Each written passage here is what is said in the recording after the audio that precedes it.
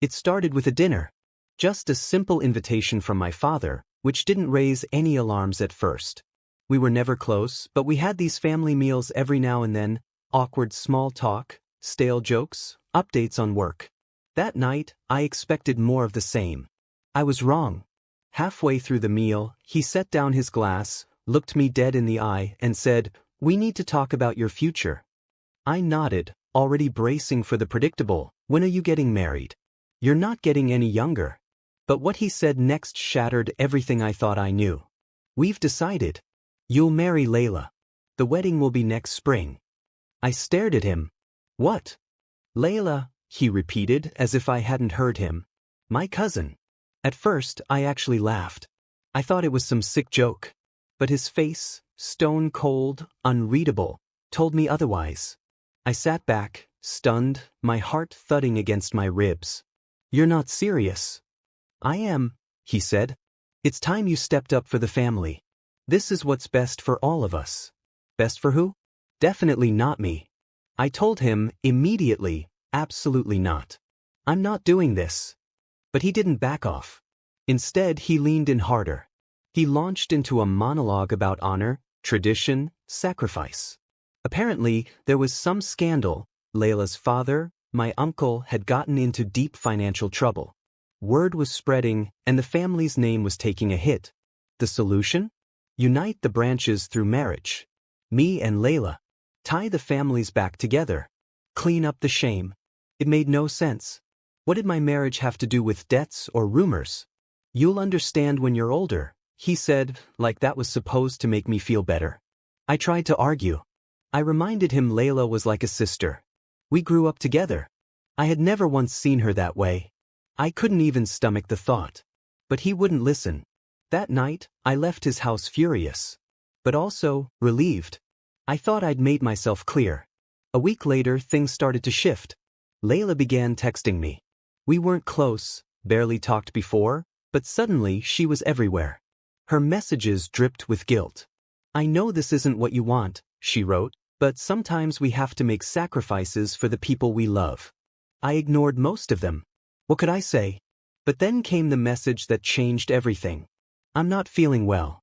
The stress, it's taking a toll on my health." That got my attention. She mentioned doctor visits, vague test results, no specifics. Just that she wasn't eating or sleeping. That her body was shutting down from the heartbreak. Heartbreak? From what? We were family, not star-crossed lovers. At first, I felt guilty. What if it was real? What if I was making things worse? But something didn't sit right. If she were truly sick, wouldn't someone else mention it? Why was no one calling? Why wasn't my mother worried? My suspicions grew. I started watching her social media. And that's when I saw the truth. She was posting from the beach. At concerts. With friends. Smiling, vibrant, glowing. "Living my best life," she captioned one. So much for a dying girl. I couldn't believe it. She was faking. Lying. And manipulating. Still, I wanted to be sure. So I waited. And then, one night at my father's house, I heard them. Him and Layla. Laughing in the living room. "She'll break soon," she said. It was like the ground cracked beneath me. All the doubt, all the second-guessing, it vanished. I stood there, invisible in the hallway, as the truth crushed down on me. They were plotting to wear me down. I left in silence. My chest tight. My fists clenched. The next day, I confronted my father. I told him I knew. I told him I heard everything. He didn't flinch. Just looked me in the eyes and said, "You misunderstood. We were talking about how to support her." "Support her?" I nearly shouted. "She's lying. She's not sick. She's under stress," he replied. "Maybe she exaggerates." Exaggerates? That's what we're calling it now? It only got worse. Days later, Layla texted again. "I was rushed to the hospital last night," she wrote. A blurry photo of her in a hospital bed followed. But the image looked old. Probably downloaded from the internet. And then, while she was supposedly hospitalized, she posted another selfie from her bedroom. "Feeling blessed today," with a heart emoji. Unreal. Still they pushed.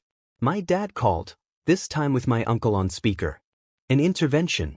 She's deteriorating, my uncle said.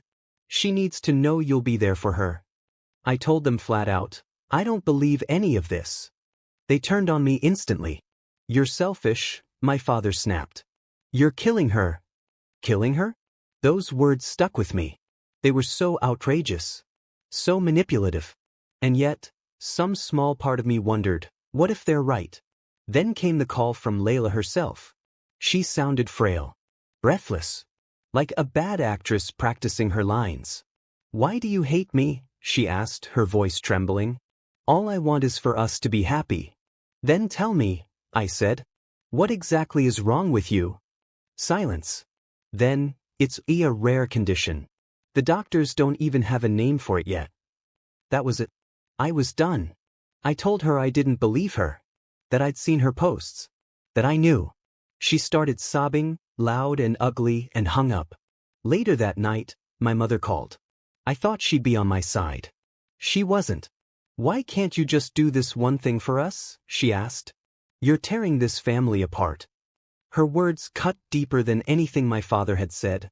I was drowning. No matter what I did, I'd lose. Give in and I'd lose myself. Resist and I'd lose my family. Then came the call that changed everything. A mutual friend, someone who worked at the hospital Layla claimed to have been admitted to, called me. She's never been here, she said. Not once. The final piece of the puzzle. I called a family meeting. My father. My mother. My uncle. Layla. A few aunts and cousins. I wanted everyone present. I laid it all out. From the beginning. The forced marriage. The guilt. The fake illness. The photos. The overheard conversation.